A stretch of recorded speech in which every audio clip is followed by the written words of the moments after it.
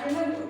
म्हणूनच आजचा हा दिवस केवळ साजरा करण्याचा दिवस नसून आपल्या मनातील सद्भावना दूर करून एकमेकांशी प्रेमाने वागणे, आपुलकीने वागणे संकल्प करण्याचा दिवस आहे. याच विचाराने मी माझ्या भाषणाला सुरुवात करते.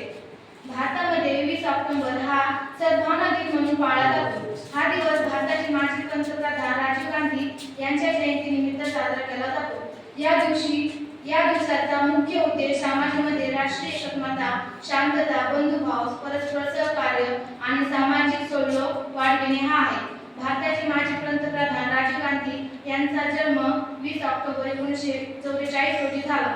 त्यांनी भारताच्या आधुनिकीकरणासाठी विज्ञान, तंत्रज्ञान, शिक्षण आणि युवकांच्या सहभागाला महत्त्व दिले. राजीव गांधी यांच्या निधनानंतर त्यांच्या स्मृती आणि राष्ट्रीय एकता, शांतता व सामाजिक सौहार्द याचे मूल्य समाजात रुजवण्यासाठी त्यांची जयंतीचा दिवस सद्भावना दिन म्हणून साजरा करण्यात